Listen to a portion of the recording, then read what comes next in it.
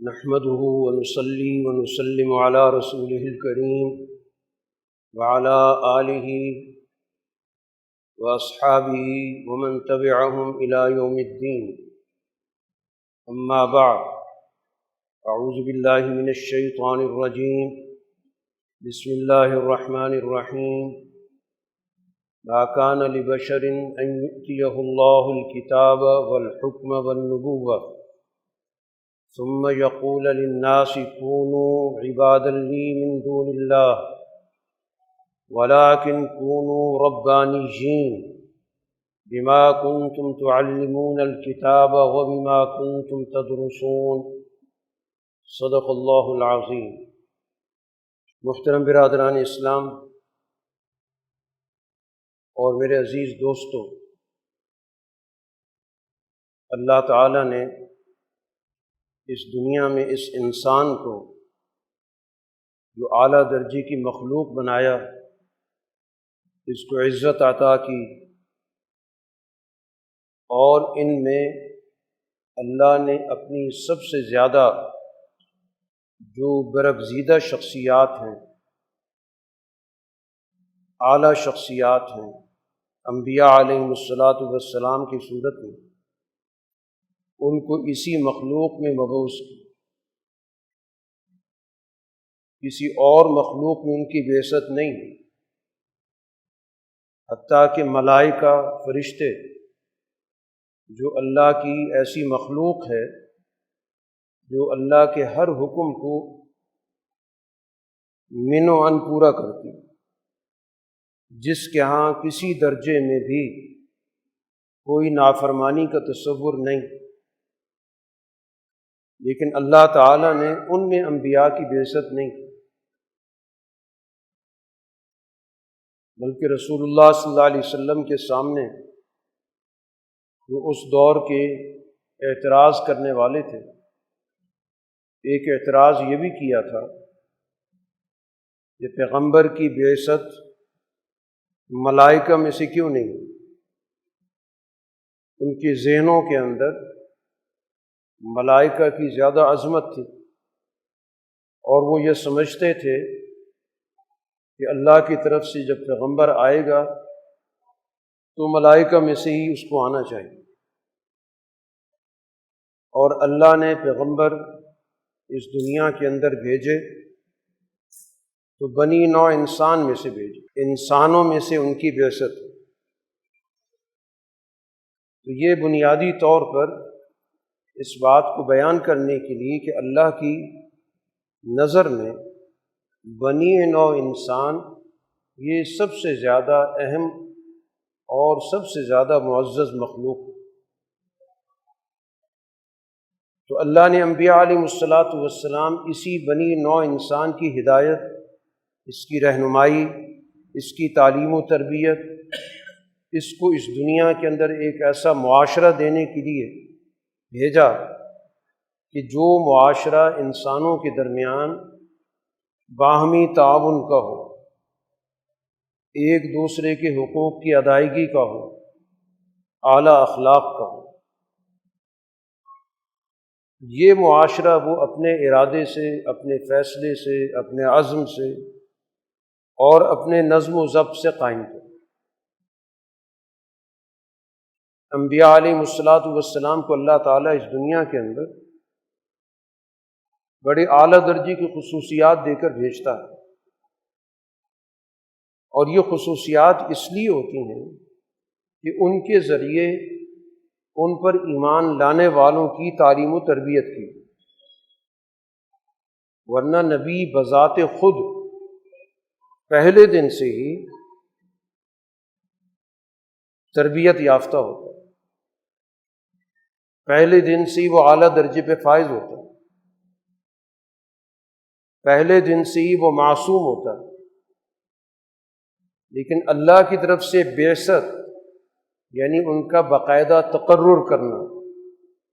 اور مقرر کر کے ان کو اپنی قوموں میں اللہ کے نمائندے کے طور پر بھیجنا، جس کو ہم کہتے ہیں رسول بنا کر بھیجنا، وہ انسانیت کی بقا، اس کی فلاح اور اس کی دنیا اور آخرت میں ترقی کے لیے۔ انبیاء کی زندگیاں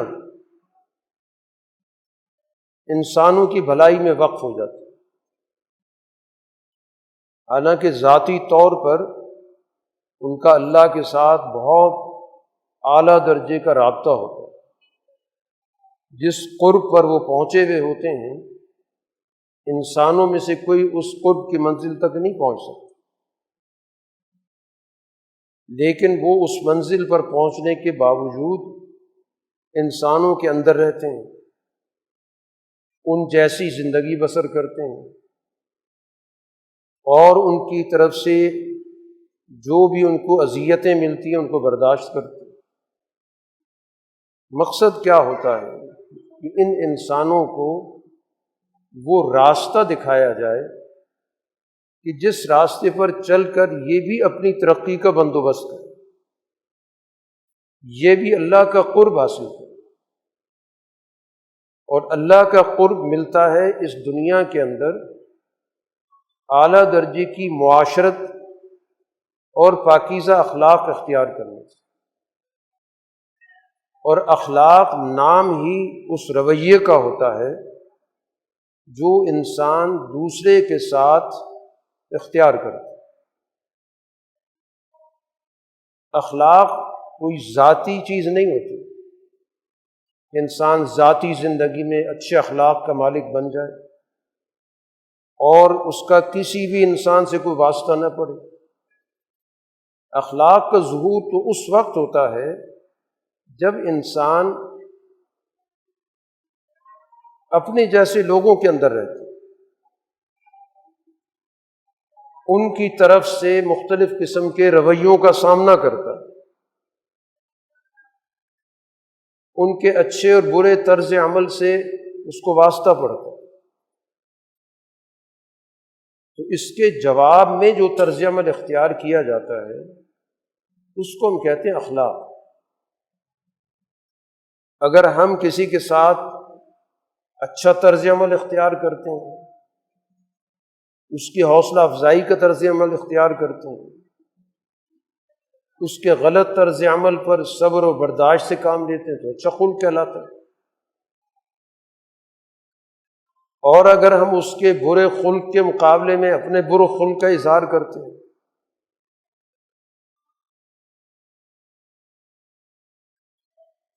اس کے طرز عمل کے جواب میں ہمارا طرز عمل غلط ہوتا ہے،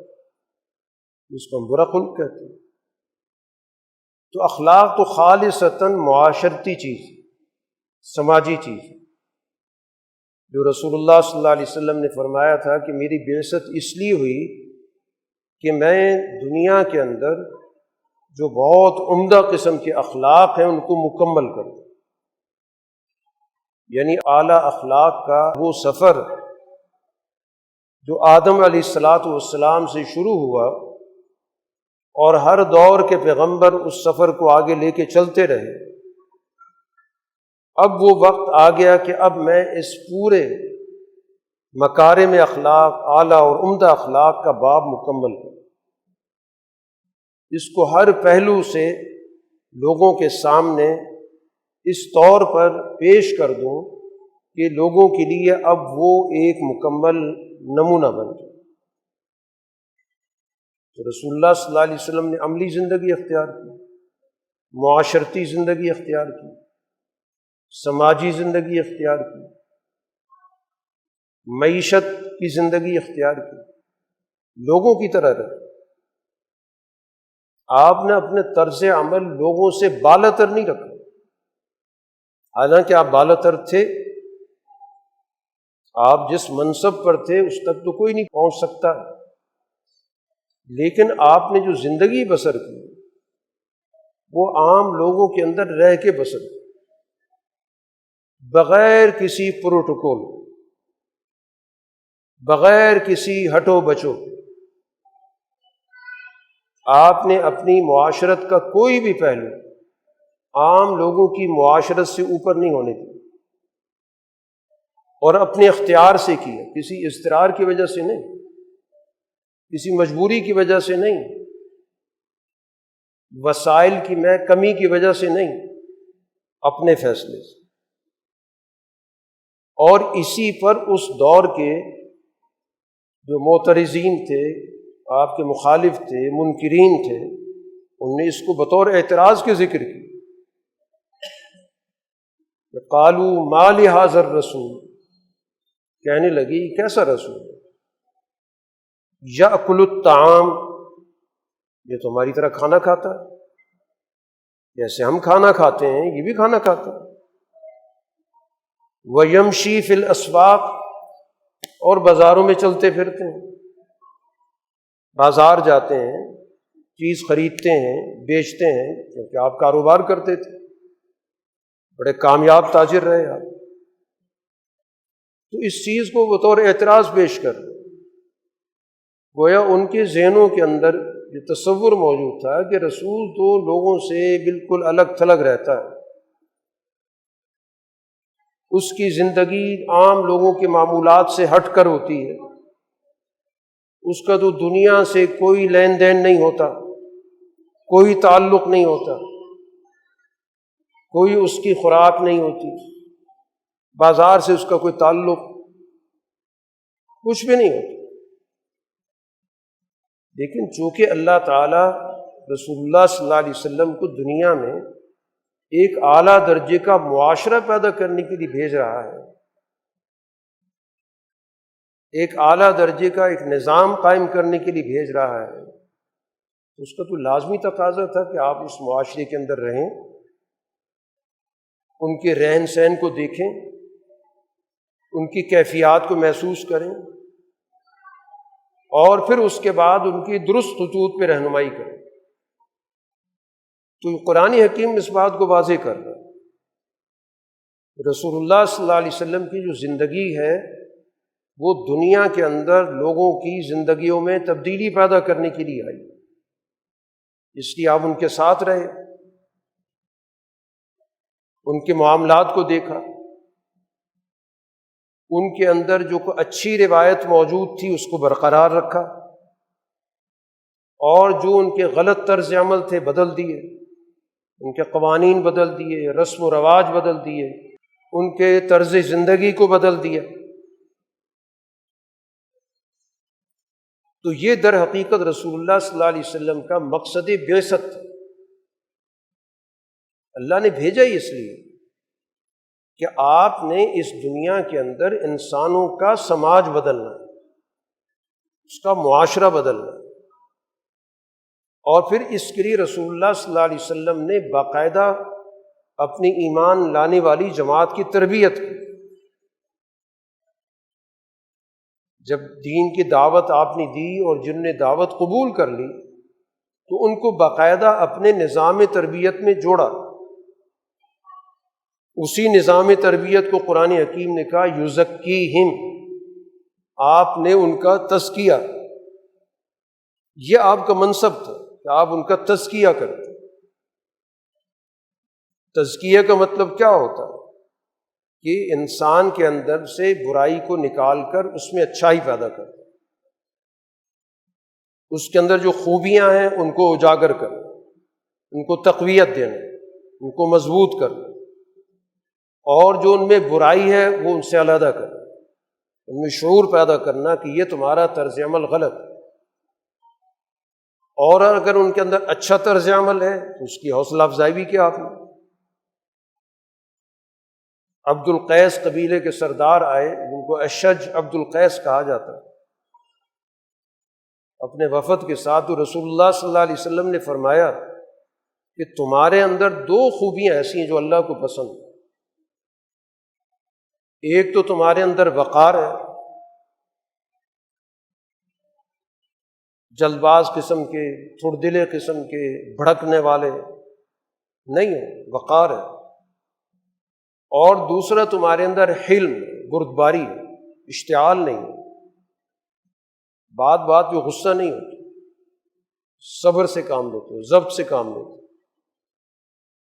تو وہ پوچھنے لگے اللہ کے رسول یہ خوبیاں مجھ میں اسلام قبول کرنے کے بعد آئیں یا پہلے سے؟ تو آپ نے فرمایا پہلے سے۔ ان کا اللہ کا شکر ہے کہ مجھے اللہ نے ان خصلتوں پہ پیدا کر دیا جو اللہ کو پسند تھی۔ تو جن کے اندر خوبیاں موجود تھیں ان کو آپ نے مزید پروان چڑھایا، اور جو خامیاں تھیں، کمزوریاں تھیں، وہ دور کی۔ اسی کو تزکیہ کہتے ہیں کہ انسان کے اندر خوبی کو بڑھانا، نشو و نما دینا، ترقی دینا، اور جو اس کے اندر کوئی خامی ہے، کمزوری ہے، اس سے اس کو پاک کرنا، صاف کرنا، اس سے دوری پیدا کرنا، دل میں اس سے نفرت پیدا کرنا۔ تو رسول اللہ صلی اللہ علیہ وسلم نے ایمان لانے والی جماعت کی باقاعدہ تربیت کی، اور اس تربیت کے ذریعے اپنے اوصاف حمیدہ ان میں منتقل کی۔ جو اللہ نے آپ کو اعلیٰ درجے کی صفات دیں، اخلاق دیے، ان اخلاق میں آپ نے اپنی جماعت کو رنگا ہے، اسی کو تربیت کہتے ہیں۔ اور ان میں سے کئی لوگوں کے اندر اعلیٰ درجے کی استعداد پیدا کرتے ہیں۔ بہت سی شخصیات ایسی پیدا کر دیں کہ جن کے اندر خلافت کا استحقاق پیدا ہو۔ ان میں سے کئی شخصیات ایسی ہیں کہ ان میں سے کسی کو بھی خلیفہ مقرر کیا جا سکتا ہے، باقی تو ترتیب خلافت کی عملاً تو وہی ہے جو رسول اللہ صلی اللہ علیہ وسلم نے جس کی نشاندہی کی، وہ عملی خلافت کہ پہلے حضرت ابوبکر صدیق رضی اللہ تعالیٰ عنہ، پھر حضرت عمر فاروق رضی اللہ تعالیٰ عنہ، پھر حضرت عثمان غنی رضی اللہ تعالیٰ عنہ، پھر حضرت علی المرتضیٰ رضی اللہ تعالیٰ عنہ۔ لیکن جو صلاحیت ہے، جس کو خلافت کی صلاحیت کہتے ہیں، وہ آپ نے ان چاروں میں بلکہ کئی اور صحابہ ہی پیدا کر۔ یہ رسول اللہ صلی اللہ علیہ وسلم کی تربیت کہ وہ افراد جو ایک چھوٹا سا یونٹ، ایک چھوٹا سا ادارہ چلانے میں پسو پیش کرتے تھے، لڑتے تھے، جھگڑتے تھے، اور بات کہیں سے کہیں پہنچتی تھی، اور پھر ان میں وہ صلاحیت پیدا ہوئی کہ بڑے سے بڑے لشکر کی قیادت کی، بڑے سے بڑے صوبے کا نظم و انصرام سنبھالا، بڑے سے بڑے علاقے کے مالیاتی معاشی مسئلے حل کیے، بڑے سے بڑے بحران کو ٹالا۔ یہ ساری صلاحیتیں رسول اللہ صلی اللہ علیہ وسلم کی تربیت سے پیدا۔ قیادت کا کام یہ ہوتا کہ وہ محض اپنے پیچھے نعرے لگانے والے نہیں پیدا کرتے، بلکہ وہ ان کے اندر صلاحیتیں منتقل کرتے۔ اس لیے رسول اللہ صلی اللہ علیہ وسلم دنیا سے تشریف بھی لے گئے،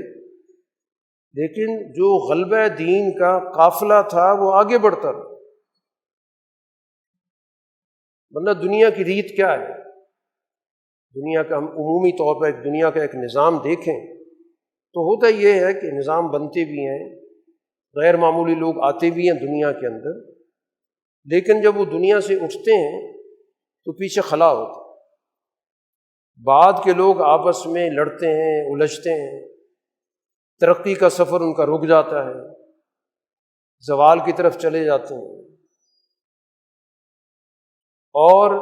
ان کے درمیان وہ ولولہ، وہ عزم قائم نہیں رہتا۔ لیکن رسول اللہ صلی اللہ علیہ وسلم دنیا سے گئے، اور اس کا آپ کی جماعت صحابہ پر بڑا گہرا اثر بھی تھا۔ جو آپ سے ان کو محبت تھی، جو تعلق تھا، وہ تو اس بات کو سوچ بھی نہیں سکتے تھے۔ حضرت عمر رضی اللہ تعالیٰ عنہ جیسی شخصیت کہ وہ اس بات کا تصور ہی نہیں کر پا رہی کہ اللہ کے رسول بھی دنیا سے جا رہے ہیں، اتنی محبت، اتنا تعلق۔ تو کچھ دن تو ظاہر ہے ان لمحات میں گزرے، فطری تھے، لیکن چونکہ انہوں نے رسول اللہ صلی اللہ علیہ وسلم سے دین پورے شعور کے ساتھ، پوری تربیت کے ساتھ حاصل کیا، اس لیے ان کو یہ بات واضح ہو گئی کہ ہم نے اللہ کے رسول کے مشن کو لے کے چلنا، اس لیے نکل پڑے اور کوئی چیز رکاوٹ نہیں بنی۔ جو ظاہری طور پر چیزیں رکاوٹ بننے والی وہ بھی نہیں بنی۔ حضرت ابوبکر صدیق رضی اللہ تعالی عنہ منصب خلافت پر فائز ہوئے، مسائل کھڑے ہو گئے، بغاوتیں ہو گئی، ارتداد ہو گیا، زکوٰۃ نہ دینے کے اعلانات ہو گئے، افراتفری کی کیفیت پیدا ہو، جس کو حضرت ابوبکر رضی اللہ تعالیٰ عنہ نے اپنے حسن تدبر سے، عزم اور ارادے سے ان سارے مسائل کو حل کیا۔ تو اب داخلی طور پر یہ چیلنج درپیش تھا امن و امان کا، سیکورٹی کا، بغاوتوں کو ختم کرنے کا، لیکن آپ عزم کا حال یہ دیکھیں کہ اس وقت وہ اس لشکر کو روانہ کر رہے ہیں رومی سرحد کی طرف، جس کو رسول اللہ صلی اللہ علیہ وسلم نے اپنی زندگی کے آخری لمحات میں مقرر کیا تھا کہ اسامہ بن زید کی قیادت میں لشکر رومیوں کے سرحد کی طرف جائے، وہاں سے جو خطرہ لاحق ہے اس کا مقابلہ کرے۔ تو آپ کے دنیا سے جانے کے بعد تو حالات بدل گئے۔ حضرت ابوبکر رضی اللہ تعالیٰ عنہ کو مشورہ بھی ملا کہ حالات تبدیل ہیں، آپ سب سے پہلے توجہ دیں اندرونی مسائل، جب یہ قابو میں آ جائیں گے تو پھر باہر کی مہمات کی طرف توجہ دیں۔ تو حضرت ابوبکر رضی اللہ تعالیٰ عنہ کا یہ عزم اور ارادہ دیکھیں کہ جو فیصلہ اللہ کے رسول کر گئے ہیں اس کو ابوبکر واپس نہیں لے سکتے، جو مرضی حالات ہوں۔ یہ لشکر جائے گا اور اسامہ بن زید کی قیادت میں ہی جائے گا۔ صرف ایک فرق کے ساتھ کہ چونکہ حضرت ابوبکر خود خلیفہ مقرر ہو گئے، ذمہ داری آ گئی خلافت کی، تو اب وہ تو لشکر میں نہیں جا سکتے، تو انہوں نے اسامہ بن زید سے درخواست کی، حالانکہ خلیفہ ہیں اور خلیفہ کی اطاعت واجب ہوتی، وہ حکم دے سکتے تھے اسامہ بن زید اس بات کا کہ عمر فاروق تمہارے ساتھ نہیں جا سکیں، ان کو کی مجھے ضرورت ہے، حکم نہیں دیا، ان سے اجازت طلب کی کہ عمر فاروق تمہاری لشکر میں، کیونکہ رسول اللہ صلی اللہ علیہ وسلم نے جب اس لشکر کا فیصلہ کیا تھا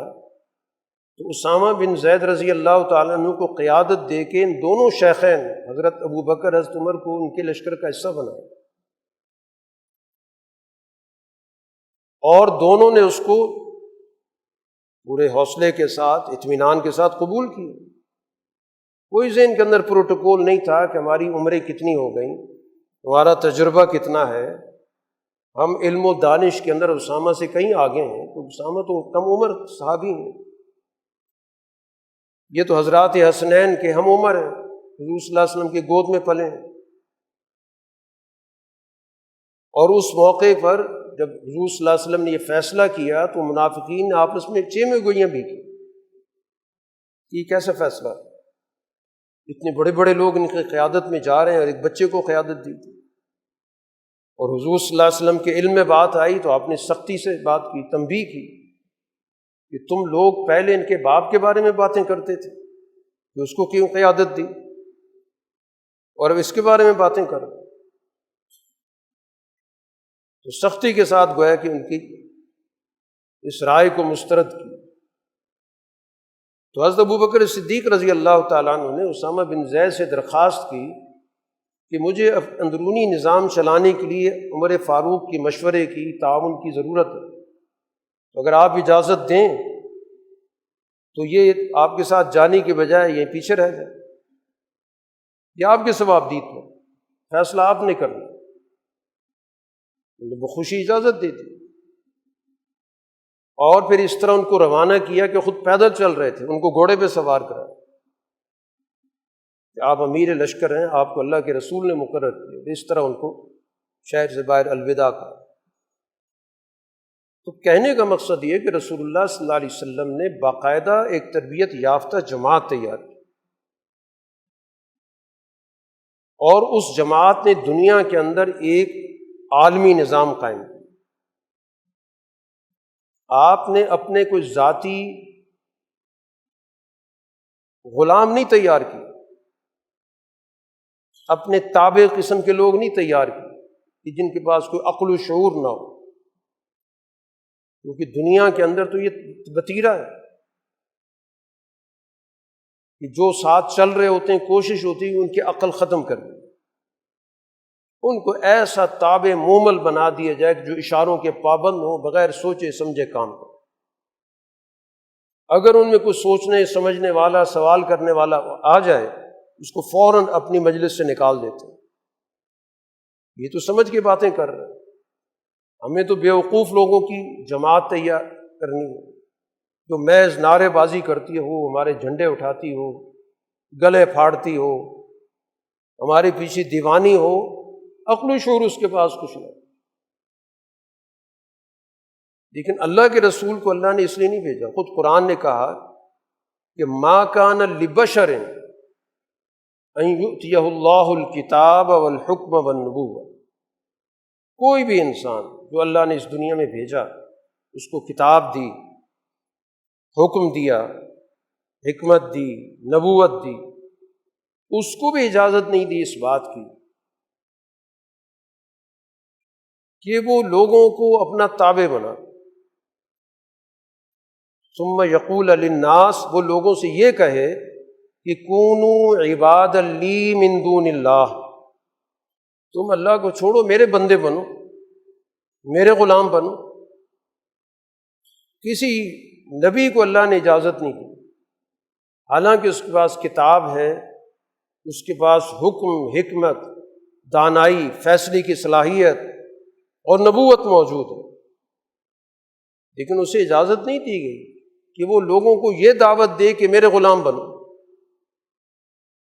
میرے تابع ہو جاؤ۔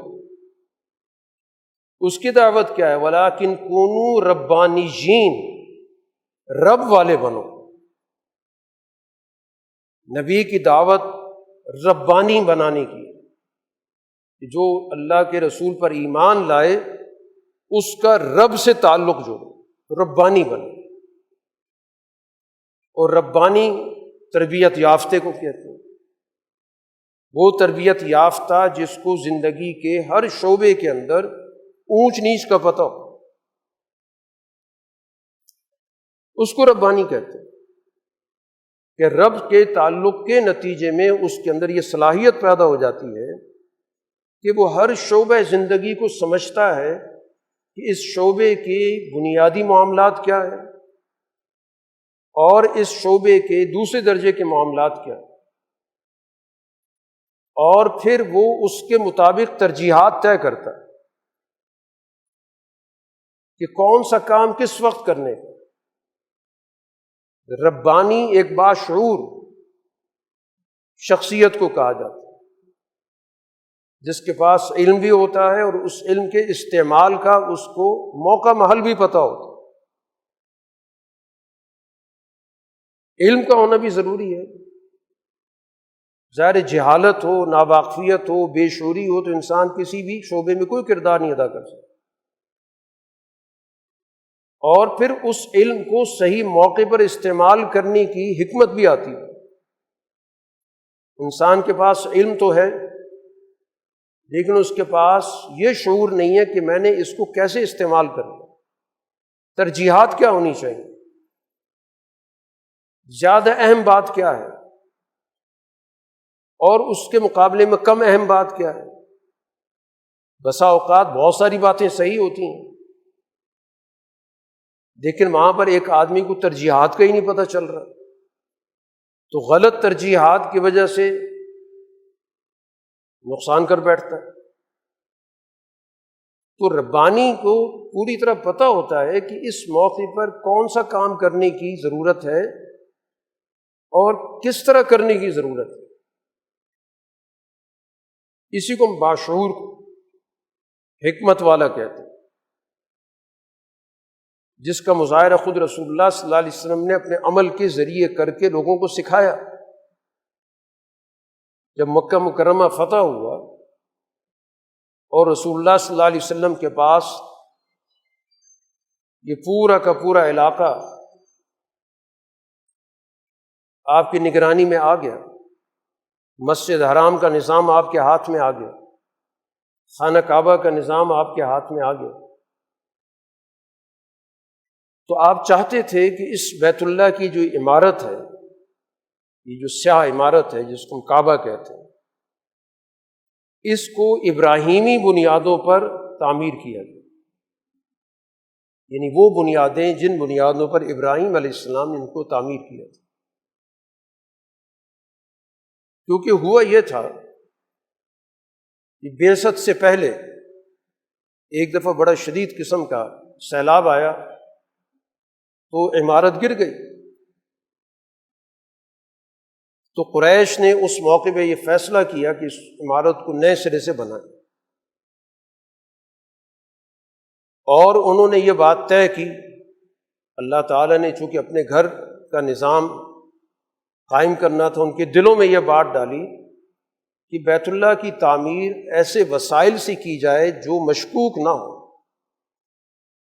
اس سے پتہ چلتا ہے حلال و حرام کا تصور ان کے یہاں تھا، وہ سمجھتے تھے کہ کون سی چیز جائز ہے کون سی چیز ناجائز ہے، عمل کے اندر جائز ناجائز ختم کیا ہوا تھا، حلال حرام ختم کیا ہوا تھا، لیکن ان کے اندر سینس تھی کہ ہم اللہ کا گھر ہے تو اس کو ہم اپنے جائز وسائل سے بنائیں۔ اس لیے اپنی دانست میں جو بھی ان کے پاس جائز ذرائع سے اسباب و وسائل موجود تھے اس سے تعمیر شروع۔ اب وہ وسائل کم پڑ گئے تو بیت اللہ کا ایک حصہ باہر رہ گیا وسائل کی کمی کی وجہ سے۔ انہوں نے یہ فیصلہ نہیں کیا کہ چلیں دیگر وسائل سے پورا کر دیتے ہیں، یہ وہی حصہ ہے جو آج بھی باہر موجود ہے جس کو حتیم کہا جاتا ہے۔ رسول اللہ صلی اللہ علیہ وسلم یہ چاہتے تھے کہ اس حصے کو بیت اللہ کے اندر شامل کر دیا جائے کہ یہ بیت اللہ کا حصہ ہے۔ جب ابراہیم علیہ السلام نے بیت اللہ کی عمارت قائم کی تھی تو یہ حصہ اندر تھا، لیکن رسول اللہ صلی اللہ علیہ وسلم نے اس پہ عمل نہیں کیا، اور باقاعدہ حضرت عائشہ رضی اللہ تعالیٰ عنہ بیان کرتی ہیں رسول اللہ صلی اللہ علیہ وسلم نے فرمایا کہ اگر یہ تمہاری قوم نئی نئی مسلمان نہ ہوتی تو میں اس کو شامل کر دیتا، اب چونکہ یہ ابھی ابھی مسلمان ہوئے ہیں، مکہ بھی فتح ہوا ہے، اور بیت اللہ کی عمارت اگر نئے سرے سے بنائی جائے گی تو ظاہر بہت سے ذہنوں کے اندر شکوک و شبہات پیدا ہو جائیں گے کہ بیت اللہ کل مکہ فتح کیا، آج بیت اللہ کی عمارت ہی گر گئی۔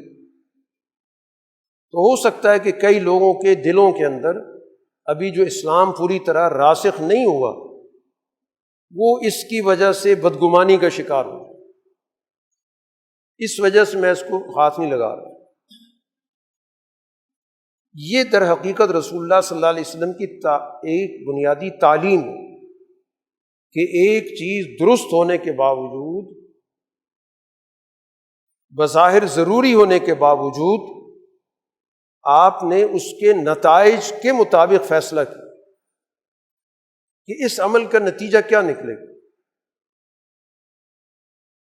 اس کے مطابق آپ نے فیصلہ کیا۔ تو گویا ربانی وہ ہوتا ہے جس کو نہ صرف حقائق کا علم ہوتا ہے بلکہ ان حقائق کو صحیح موقع پر ان کو استعمال کرنا، ان کی درجہ بندی کرنا، ان میں یہ حکمت اختیار کرنا کہ کون سا کام کب کرنے کا ہے، کیسے کرنے کا ہے، کس کو ترجیح دینی چاہیے، یہ ساری چیزیں گویا کہ ربانیت کا حصہ ہے۔ تو قرآن حکیم نے بتایا کہ اللہ تعالیٰ نے رسول اللہ صلی اللہ علیہ وسلم کو بلکہ قرآن کے جو الفاظ ہیں وہ تو بہت عمومی ہیں۔ دنیا کے اندر کوئی بھی نبی آیا ہے جس کو اللہ نے کتاب دی، حکم، حکمت دی، نبوت دی، کسی کو اختیار نہیں دیا گیا کہ کسی قوم کو، کسی انسان کو اپنا غلام بنائے۔ ہاں، ان کا کہنا کیا تھا؟ کونو ربانیین، کہ رب والے بنو، ربانی بنو۔ اور کیسے بنو؟ کیا طریقہ کار؟ کہ بما کنتم تعلمون الکتاب، کہ تم کتاب کی تعلیم دیتے ہو۔ اس کتاب کا کیا تقاضا ہے؟ قرآن کا کیا تقاضا ہے؟ قرآن کا کیا پیغام ہے؟ اور جب آدمی کسی کو تعلیم دیتا ہے، کسی کو سکھاتا ہے، تو سب سے پہلا اس کا مخاطب انسان کی اپنی ذات ہوتی ہے۔ یہ تعلیم کا بڑا بنیادی اصول ہے کہ اس کا سب سے پہلا مخاطب انسان خود ہوتا ہے، اور اگر وہ دوسروں کو مخاطب کرتا ہے، اپنے آپ کو مخاطب ہی نہیں سمجھتا، تو ٹھیک ہے، معلومات تو دے رہا ہے، لیکن وہ علم اس وقت منتقل ہوتا ہے جب وہ اس کتاب کا اپنے آپ کو بھی متعلم سمجھتا ہے، طالب علم سمجھتا ہے۔ تو کتاب کی تعلیم یہ تقاضا کرتی ہے اس بات کا کہ اس دنیا کے اندر وہ شخص رب کے ساتھ تعلق جوڑنے والا، علم پانے والا، شعور حاصل کرنے والا، دین کی سمجھ تک پہنچنے والا بنے۔ وَبِمَا كُنتُمْ تَدْرُسُونَ، اور جو تم خود پڑھتے ہو، غور و فکر کرتے ہو۔ درس کہا جاتا ہے کسی چیز کی تہہ تک پہنچنا، مطالعہ کرنا، اس پہ غور و فکر کرنا۔ تو رسول اللہ صلی اللہ علیہ وسلم اس دنیا کے اندر تشریف لائے ربانی جماعت بنانے کے لیے، اور وہ آپ نے بنائی۔ آپ کی جو جماعت صحابہ ہے، جماعت ربانیین ہے، اور پھر اس ربانی جماعت نے پھر اگلی ربانی جماعت بنائی، وہی علم، وہی شعور منتقل کیا۔ اور خود رسول اللہ صلی اللہ علیہ وسلم ارشاد فرما کر گئے کہ جو کچھ مجھ سے سنتے ہو آگے پہنچاؤ۔ جو رسول اللہ صلی اللہ علیہ وسلم نے خطبہ حجۃ الوداع ارشاد فرمایا، اس میں یہ جملہ ہے کہ موجود لوگ میری باتوں کو ان تک پہنچائیں جو موجود نہیں ہیں۔ فَلْيُبَلِّغِ الشَّاهِدُ الْغَائِبَ۔ اور پھر آپ نے ایک اور بڑی اہم بات فرمائی کہ ہو سکتا ہے کہ جن تک بات پہنچائی جا رہی ہے وہ ان لوگوں سے دین کی زیادہ سمجھ رکھتے ہیں، زیادہ دانائی ان کے پاس ہو، زیادہ عقل و شعور ہو، وہ اس دور کے تقاضوں کو زیادہ سمجھتے ہیں۔ اس طرح آپ نے گویا اس بات کی حوصلہ افزائی کی کہ اس علم کو باقاعدہ آگے منتقل کیا جائے پورے شعور کے ساتھ۔ اس لیے رسول اللہ صلی اللہ علیہ وسلم نے اس کتاب پر ایک ایسی اعلیٰ درجے کی جماعت تیار کر دی کہ جس کے اندر وہ تمام خوبیاں موجود ہیں کہ جس کے ذریعے دنیا کا نظم و نسق چلایا جاتا ہے، جس کے اساس پہ اعلیٰ اخلاق پیدا ہوتے ہیں، جس کے نتیجے میں دنیا کے اندر قیادت کے نمونے پیدا ہوتے ہیں۔ جن جن صحابہ کرام کو رسول اللہ صلی اللہ علیہ وسلم نے قیادت دی،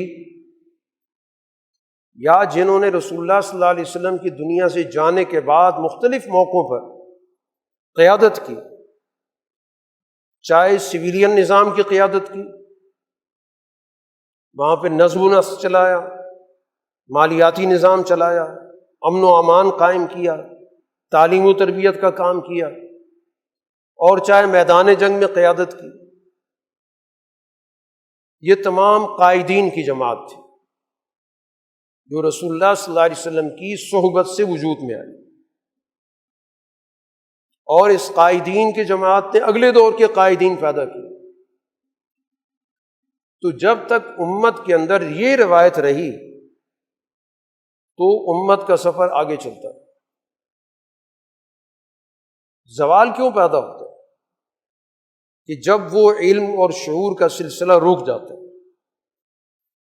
جب اس کو آگے منتقل نہیں کیا جاتا، وہ اس نسل کے ساتھ علم چلا جاتا ہے۔ رسول اللہ صلی اللہ علیہ وسلم نے فرمایا کہ اللہ تعالی علم کو ایسے واپس نہیں لے گا کہ لوگوں کے سینوں کے اندر سے علم چھین لیا، ایسا نہیں ہوگا کہ کوئی شخص کہے کہ میرے پاس علم تھا اور میں صبح جب اٹھا تو میرے اندر سے سارا علم نکل گیا۔ اس طرح تو علم نہیں اٹھے گا۔ علم اٹھے گا اہل علم کے اٹھنے سے، جن کے پاس علم موجود تھا آگے وہ علم منتقل نہیں ہوا، جن کے پاس علم تھا انہی کے اندر رہا، تو جب وہ دنیا سے چلے گئے تو علم بھی چلا گیا۔ اور بعد کے لوگوں نے جاہل لوگوں کو اپنا سربراہ بنا دیا، اتخذ الناس رؤوسا جہالا، کیونکہ ظاہر معاشرہ تقاضا کرتا ہے کوئی نہ کوئی نظم و نسق ہو، کوئی ان کا بڑا ہو نظام کو چلائے، تو معاشرتی ضرورت ہے۔ تو اب صاحب علم تو کوئی تھا نہیں، تو انہوں نے اپنے میں سے کسی کو ذمہ داری دی، یا کوئی زبردستی ان کا بڑا بن بیٹھا، پیسے کے بل بوتے پر، طاقت کے بل بوتے پر، چلاکی کے بل بوتے پر، چرب لسانی کے بنیاد پر، یہ جو دنیا کے اندر طور طریقے، تو نتیجہ کیا نکلا؟ فَأَضَلُّوا وَأَضَلُّوا، خود بھی وہ بھٹکے، لوگوں کو بھی غلط راستے پہ ڈال دیا۔ تو آج کی جو قیادتیں ہیں وہ اس کا نمونہ، رؤوساً جہالاً۔ آپ کی جو امت مسلمہ کی قیادتیں یا آپ کے پاکستان کی قیادت ہے وہ سارے کے سارے رؤوساً جہالاً، جاہل لوگ نظام حکومت میں، جاہل لوگ معیشت چلا رہے ہیں، جاہل لوگ سیاست میں، جاہل لوگ دینی منصب پر، پورا کا پورا معاشرے کی جو قیادت ہے وہ ایسے لوگوں کا ہی آج نمونہ بنی۔ تو پھر جو جاہل ہوتے ہیں تو اپنے ساتھ پھر جاہلوں کو ہی پسند کرتے ہیں، تو کبھی علم کو نہیں پسند کرے گا۔ وہ کسی بھی دانا آدمی کو اپنے قریب نہیں آنے دے گا، کیونکہ اس کی کوئی نہ کوئی غلطی بتائے گا، اس کی کسی بات پر کوئی تبصرہ کرے گا، اعتراض کرے گا۔ تو اس کی کوشش ہوتی ہے کہ ایسے لوگ اپنے گرد و پیش میں رکھے جائیں کہ جو ان سے بھی صلاحیت میں کم، کسی باصلاحیت آدمی کو قریب نہ آنے دیا جائے، اور جس سے بھی کوئی خطرہ محسوس ہو اس کو باہر نکال دیں۔ آج آپ کی پاکستان کی سیاسی مذہبی جماعتوں کا مسئلہ یہی ہے، جو پاکستان میں قیادت کا بحران پہلے دن سے چل رہا ہے، وہ اس کی وجہ یہی ہے کہ قیادت سازی کا کام کوئی کرنا نہیں چاہتا، کیونکہ جو نام نہاد قائدین ہیں وہ سمجھتے ہیں کہ کوئی باصلاحیت آدمی آئے گا تو ہماری مناپلی ختم ہو جائے گی۔ بھئی اگر تمہارے اندر صلاحیت موجود ہے تو تمہیں کس چیز کا خوف ہے؟ باصلاحیت آدمی کسی سے خوف زدہ نہیں ہوتا، وہ ہمیشہ کوشش کرتا ہے کہ اپنے جیسے مزید باصلاحیت لوگوں کو اکٹھا کرے اور ان سے استفادہ کرے، اور ان میں سے جس کے اندر جو خوبی موجود ہے اس کے مطابق اس کو آگے کرے۔ یہی صحیح تربیت ہوتی ہے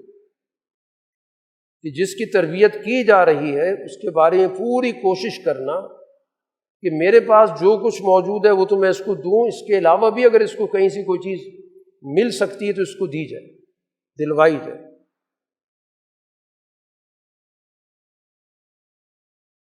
جیسے امیر خسرو کے بارے میں بڑا معروف ہے کہ دربار کے آدمی تھے، بادشاہ کے پاس اٹھنا بیٹھنا تھا، بادشاہ کے بہت قریبی مشیروں میں سے تھے۔ دوسری طرف ان کا رجحان ہو گیا تصوف کی طرف، تو خواجہ نظام الدین اولیاء کی محفل میں بیٹھنا شروع ہو گیا، وہاں ان کی دلچسپی بڑھنے لگ گئی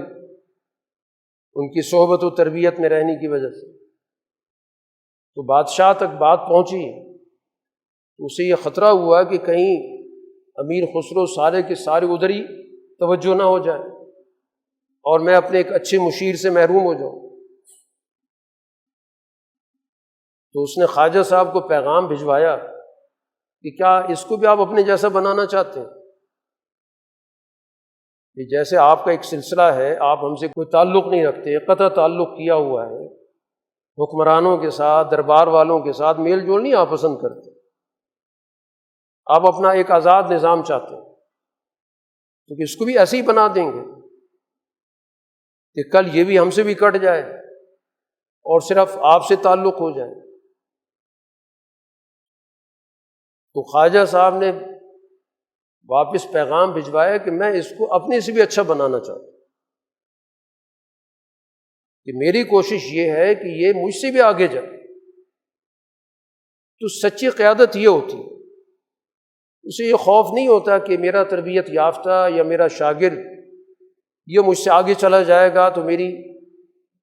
لوگوں کی نظروں میں وقت کم ہو جائے۔ وہ لوگوں کی نظروں میں وقت کے لیے تو کام کرتا نہیں ہے، اس کا کام تو ہوتا ہے ایک اعلیٰ مشن کے لیے زیادہ سے زیادہ باصلاحیت لوگوں کو تیار کرنا، تاکہ یہ دین کا مشن چلتا رہے اور لوگ اس سلسلے سے فائدہ اٹھاتے رہے۔ تو یہ در حقیقت مزاج نبوت ہوتا ہے کہ نبی دنیا میں آتا ہی اس لیے ہے کہ وہ اپنے پر ایمان لانے والی جماعت کو صرف چند ہدایات اور چند باتوں کی دعوت تک محدود نہیں رکھتے، بلکہ اس کو مکمل طور پر اپنی صلاحیتوں سے رنگ دیتے، باصلاحیت بنا دیتے، قائد بنا دیتے، باشعور بنا دیتا، اہلیت اس کے اندر پیدا کر دیتا۔ اسی کو قرآن نے کہا ربانیین۔ پیغمبر کا کام یہ نہیں ہے کہ لوگوں کو کہے کونو عباد لی من دون اللہ۔ جو نااہل قیادت ہوتی ہے وہ کہتے ہیں میرے باج گزار بن جاؤ، میرے غلام بن جاؤ، میرے حاشیہ نشین بن جاؤ، میرے طفیلی بن جاؤ، ہر جگہ پر میرا جھنڈا اٹھا کے پھرتے رہو، گلا پھاڑتے رہو، پوجا پاٹ شروع کر دو۔ یہ نبی کی سوچ نہیں ہوتی۔ نبی کی سوچ یہ ہوتی ہے کہ وہ ایمان والی جماعت کو باقاعدہ تربیت دیتے اور ان تمام کو ایک سطح پر لے آتے۔ جو معاشرے کی اونچ نیچ ہے وہ اپنی جماعت سے ختم کر دیتے، جو معاشرے کے اندر تعصبات ختم کر دیتا ہے ان کو اپنی جماعت کے اندر شریک کر لیتا۔ اب آپ اس معاشرے کا جس کے اندر نخوت تھی، تعصب تھا، جس کے اندر اعلیٰ نسل کے ہونے کی وجہ سے دوسری نسلوں کو کمزور حقیر سمجھا جاتا تھا، آپ نے اس معاشرے کے اندر وہ اعلیٰ درجے کی تربیت کی کہ حضرت عمر فاروق رضی اللہ تعالیٰ عنہ قریشی النسل، بڑے خاندان کے آدمی ہیں، خود بھی بہت بڑی صلاحیت رکھتے ہیں۔ یہ تربیت کا نتیجہ ہے کہ وہ ایک غلام کو جو آزاد ہوا تو اس کو پورا پروٹوکول دیتے ہیں، اس کو عزت کے ساتھ اپنے ساتھ بٹھاتے ہیں، اس کے نام کے ساتھ باقاعدہ صرف نام نہیں لیتے، کہتے ہیں ہمارے آقا، ہمارے بزرگ، ہمارے محترم، ہمارے سردار، حضرت بلال کا نام لیتے۔ معاشرے کے اندر جس غلام کو حقیر سمجھا جاتا تھا، رسول اللہ صلی اللہ علیہ وسلم کی تربیت کے نتیجے میں وہ تمام افراد گویا کہ ایک جماعت میں ڈھل گئے، ان کے اندر سے گویا ایک دوسرے کے لیے اخوت، ایک دوسرے کے لیے احترام، ایک دوسرے کو ترجیح دینا، ایثار کرنا، یہ چیز پیدا، اس کو تربیت کہا جاتا ہے۔ اگر وہی معاشرتی تعصبات کے ساتھ کوئی جماعت بنتی ہے، وہی چیزیں جو معاشرے کے اندر اونچ نیچ کی بنیاد سمجھی جاتی ہیں وہی ان جماعتوں کے اندر بھی موجود ہو، اور پھر وہ جماعت کہے کہ ہم معاشرے کو بدلنا چاہتے ہیں، اسلام لانا چاہتے ہیں، اس سے بڑا جھوٹ کیا ہوگا۔ یہ جماعتیں جتنی بھی ہیں یہ ساری کی ساری یہ چند لوگوں کا ایک کلب بنا ہوا، کچھ خاندانوں کے کلب بنے میں،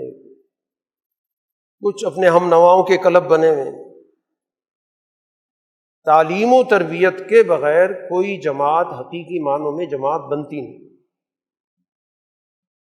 یہی پیغام قرآن حکیم کی اس آیت کے اندر موجود ہے کہ ما کان لبشر ان یؤتیہ اللہ الکتاب والحکم والنبوہ، کہ کوئی بھی بشر جس کو اللہ تعالیٰ کتاب دیتا ہے، حکم کی، فیصلہ کرنے کی، دانائی کی صلاحیت عطا کرتا ہے، نبوت دیتا ہے، اس کو یہ اجازت نہیں دی گئی کہ وہ لوگوں کو کہے کونوا عبادا لی من دون اللہ، کہ میرے بندے بن جاؤ، میرے غلام بن جاؤ، میرے تابع ہو جاؤ۔ رسول اللہ صلی اللہ علیہ وسلم کے بعد جب یہ نجران کا وفد آیا، نجران کے جو عیسائی تھے آپ کے پاس آئے گفتگو کرنے کے لیے، تو آپ نے ان کے سامنے حقائق بیان کی، عیسیٰ علیہ الصلوۃ والسلام کی حقیقت واضح کی کہ وہ اللہ کے پیغمبر تھے، بندے تھے، اور کسی بھی طور پر وہ اللہ کے بیٹے نہیں تھے، اور میں تم کو دعوت دے رہا ہوں کہ تم مجھ پر ایمان لے کر آؤ، میں وہی پیغام لے کر آیا ہوں جو عیسیٰ علیہ السلام لے کر آئے تھے۔ یہ پوری دعوت دی۔ تو ان میں سے ان کا ایک سردار کہنے لگا کہ آپ گویا یہ چاہتے ہیں کہ آپ کی پوجا کی جائے، کہ جیسے ہم عیسیٰ کو اللہ کا بیٹا کہتے ہیں، ان کی پوجا کرتے ہیں، عبادت کرتے ہیں، لگتا ہے آپ بھی ایسے ہی چاہتے ہیں۔ تو یہ اللہ نے گویا کہ جواب اتارا کہ کسی بشر کو اجازت نہیں اس بات کی کہ وہ لوگوں کو یہ کہے کونوا عبادا لی من دون اللہ، کہ اللہ کو چھوڑ کر میرے بندے بن جاؤ۔ میری دعوت کیسے ہو سکتی؟ میں تو اس پچھلی دعوت کی تردید کر رہا ہوں کہ عیسیٰ علیہ السلام کی یہ دعوت نہیں تھی، انہوں نے کبھی نہیں کہا کہ تم میرے بندے بنو، میری پوجا پاٹ کرو، مجھے خدا یا خدا کا بیٹا مانو۔ جب انہوں نے نہیں کہا تو مجھے کہاں سے تمہاری دعوت تمہارے ذہن میں کہاں سے آ گئی کہ میں تمہیں یہ کہہ رہا ہوں کہ میرے بندے بن جاؤ؟ ہاں، یہ دعوت ہے کونو ربانیین، ربانی بنو، رب سے تعلق جوڑو، اپنی تربیت کرو، شعور پیدا کرو، سمجھ پیدا کرو، علم کو جب حاصل کرو تو ترجیحات مقرر کرو کہ کون سی چیز زیادہ اہم ہے، کون سی اس سے کم درجے کی، کون سی اس سے زیادہ درجے کی، اور کس بنیاد پر تعلمون الکتاب، کتاب سے تمہارا تعلق۔ یہ کتاب آئی اس لیے کہ اس کے ذریعے تمہارے اندر علم، شعور، عقل، دانائی پیدا ہو، غور و فکر کی صلاحیت پیدا ہو، تدرسون۔ تو یہ قرآن در حقیقت اس لیے آیا، اس لیے اس قرآن کی دعوت تو یہ ہے کہ ربانی بنو، کسی کے غلام مت بنو، کسی کے باج گزار مت بنو، کم عقلی مت اختیار کرو۔ ایسی جب جماعت بنتی ہے معاشرے کے اندر تو پھر اس معاشرے کے اندر تبدیلی کا عمل شروع ہوتا ہے، اور جب فرسودہ معاشرے ہوتے ہیں ان میں فرسودہ قیادتیں ہوتی ہیں۔ وہ قیادت بھی کیا ہوتی ہے؟ چند افراد ہوتے ہیں جو ڈگڈگی بجاتے پھرتے ہیں، مختلف جماعتیں بنا رکھی ہیں لیکن ان کا معاشرے سے کوئی تعلق نہیں ہے، وہ ان کے مداحین ہیں، کچھ ان کے جھنڈے اٹھانے والے ہیں، کچھ ان کی فیملی کے لوگ ہیں، انہوں نے اپنے اپنے گروپ بنا رکھے۔ تو ایسے گروپ سے تو کبھی بھی سوسائٹی کے اندر کوئی بہتری نہیں آتی، بلکہ یہ اس بات کی علامت ہوتی ہے کہ یہ معاشرہ کتنا گرا ہوا معاشرہ ہے۔ تو آج ضرورت اس بات کی ہے کہ ہمیں دین کا وہ شعور ملنا چاہیے، کتاب سے تعلق ہو، قرآن سے تعلق ہو، قرآن کے فہم سے، قرآن کی شعور سے، قرآن کی سمجھ سے، قرآن کی حکمت سے، اس کے تدبر سے، اس کے ذریعے آج کے دور کے مسائل کے حل کی بصیرت سے، اس بات کے شعور سے کہ آج کے حالات کیا ہیں، سچا کون ہے، جھوٹا کون ہے، آج کے حقائق کیا ہیں، آج کا دوست کون ہے، آج کا دشمن کون ہے۔ سب سے پہلے تو یہاں سے کسی بھی کام کا آغاز ہوتا ہے۔ صحیح شعور ہوتا ہے تو پھر وہ شعور اپنے تقاضے بتاتا ہے کہ کیا کرنا چاہیے۔ کس طرح آگے کا سفر ہوگا، آج کے تقاضے کیا ہیں، آج کا طاغوت کیا ہے، آج کا دشمن کیا ہے، آج انسانیت کو کہاں سے نقصان پہنچ رہا ہے، کس کے ہاتھ سے انسانیت ذبح ہو رہی ہے۔